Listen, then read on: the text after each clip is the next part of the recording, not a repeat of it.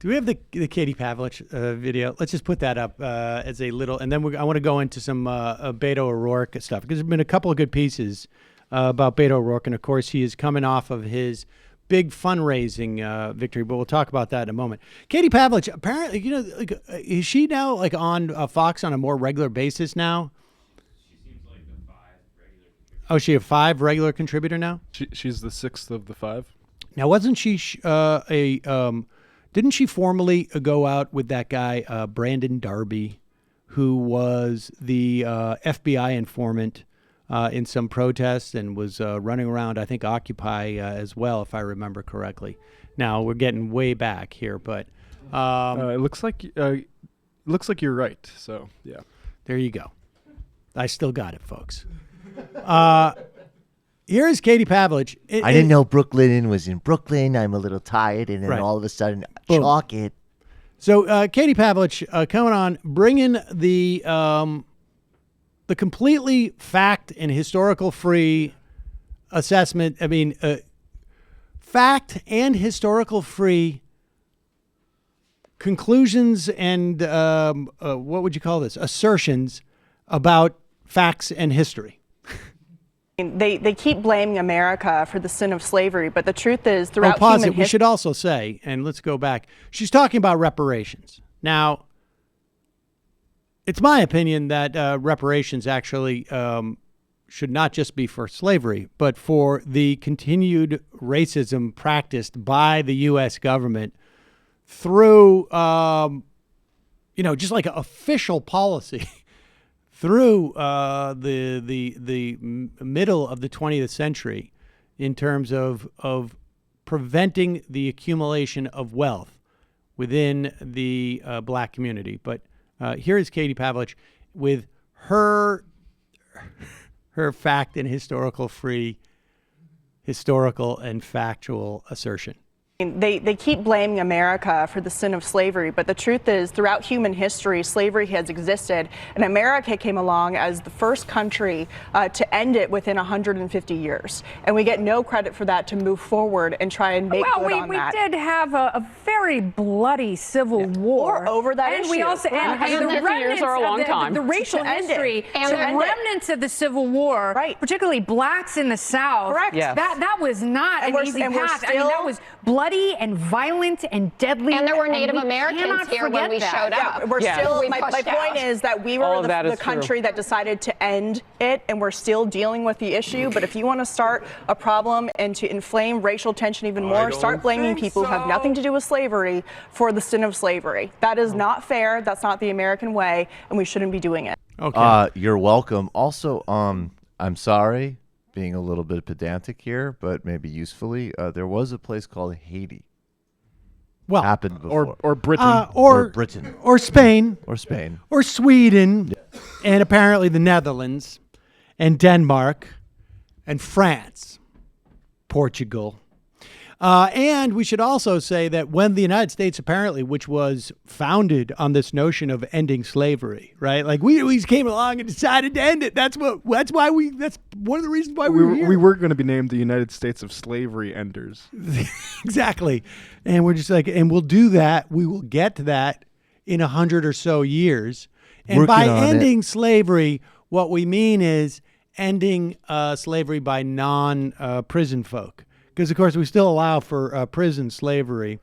And this notion that somehow reparations are punishment for people who had nothing to do with slavery. No, what it is the fact is that we all, on some level, as a society, benefit from slavery, continuing to benefit today. Whether it's, across the income spectrum on some level, or wealth spectrum, but obviously far more so for those who have had great success. We're all continuing to benefit.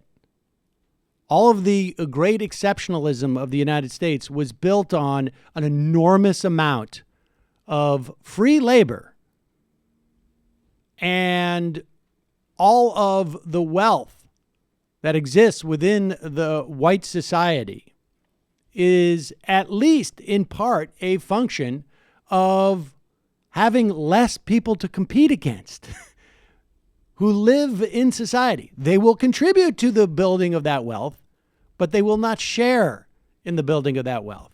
Things like redlining, things like not providing secondary mortgages. These are all governmental policies. Things like not allowing them to have political power for the greater part of our history as a country. So it's not a question of punishing anybody.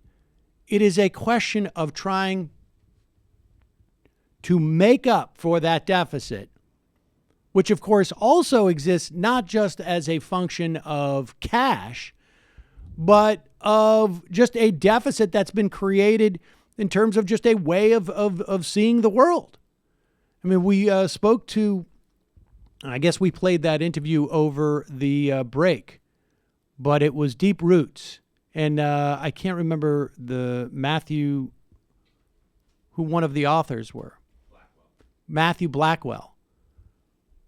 But the research that they have done shows that you can track to this day the racism of white people on a county by county level and track it directly to the number of slaves relative to white people who lived in a given county hundreds of years ago. And so if you can track the attitudes of white people based upon the ratio of slaves to white people in a given county hundreds of years ago, and you can see it play out, there must have been an impact that has equal resonance amongst ancestors of those slaves, of descendants of those slaves, and upon the community, broadly speaking. We can't track it in the same way because they were completely denied any type of political power for much of those years. So you can't see how it plays out in the context of society, but that's just a function of how little political power they had. So Katie Pavlich, for everything she said in that segment.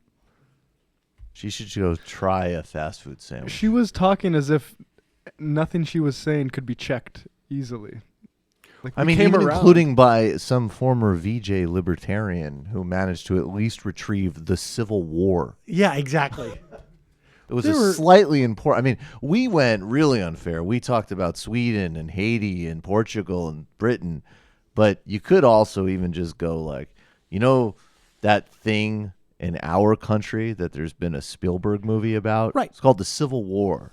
And when you contemplate how slavery was abolished basically through the 1800s, all those countries we mentioned before the United States, it wasn't even as if it was just those countries we were like, maybe we should get on board with this. It was also like, maybe we should get on board with this, and it's going to cost hundreds of thousands of lives to get it through. Well, and also, if you read documents of anyone in America at the time, it's a very they're very conscious. Like Britain makes fun of us for still having slaves in like the 1820s and 30s. Like this is a known thing that we were behind on this. Well, you have your facts, Matt, and Katie Pavlich has hers.